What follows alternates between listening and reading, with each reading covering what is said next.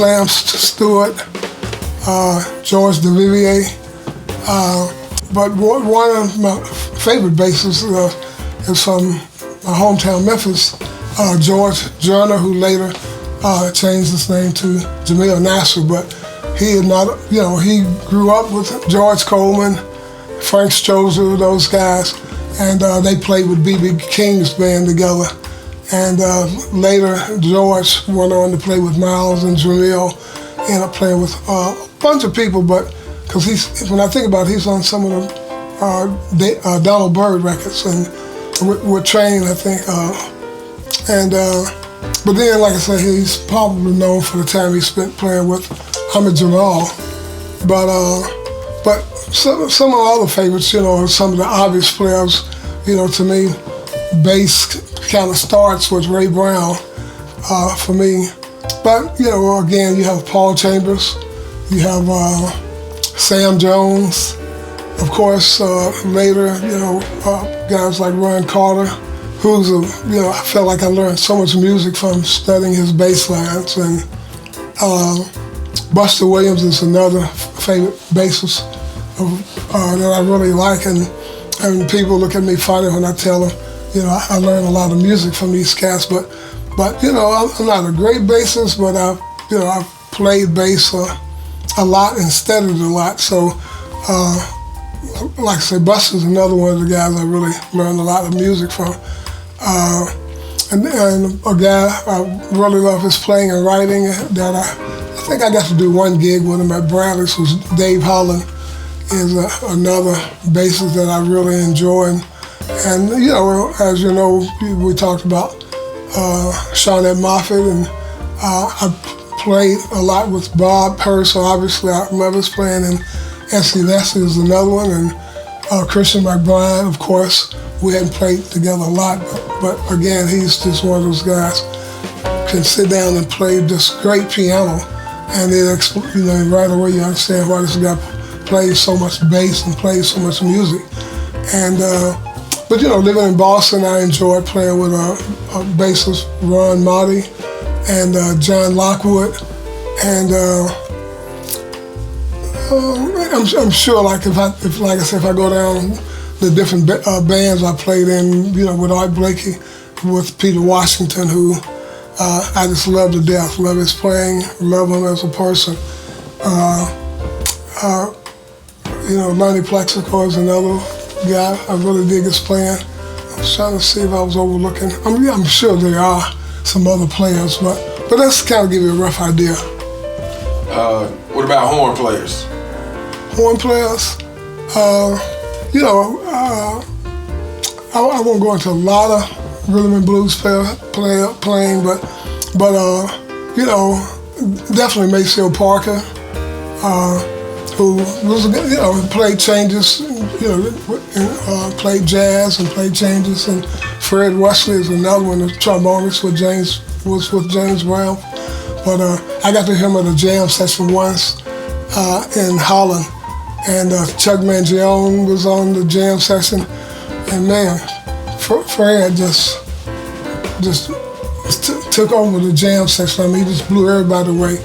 And but if we can just talk about the Memphis horn players alone, it becomes pretty obvious. We got people like George Coleman,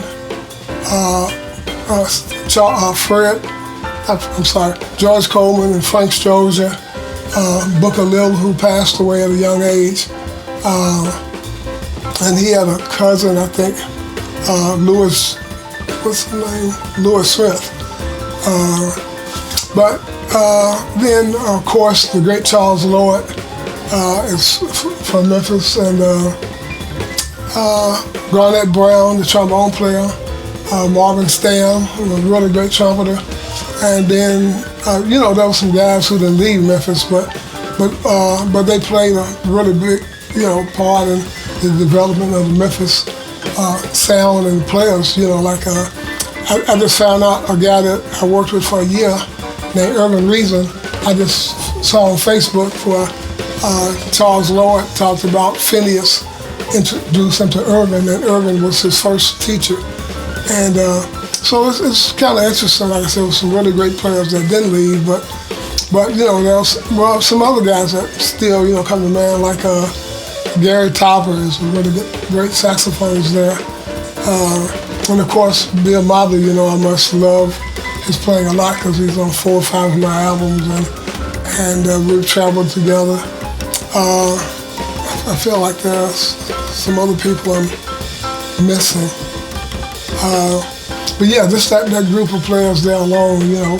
I've composed a song for George Coleman, as you know, and trying to get around to a lot of the great players. You know, I've gotten some of the piano players, Harold Mabin and James Williams. I've written quite a few songs for, but one guy I definitely would be writing a song for is Charles Lloyd. You know, yeah. So you said favorite horn players. That's a big category, you know, because players like Kenny Garrett come to mind. Obviously, I worked with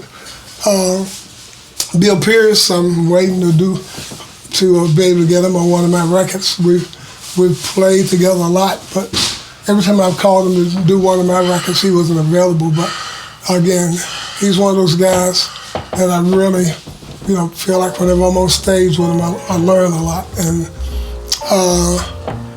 you know, Jean Toussaint is another great player that I really love playing with.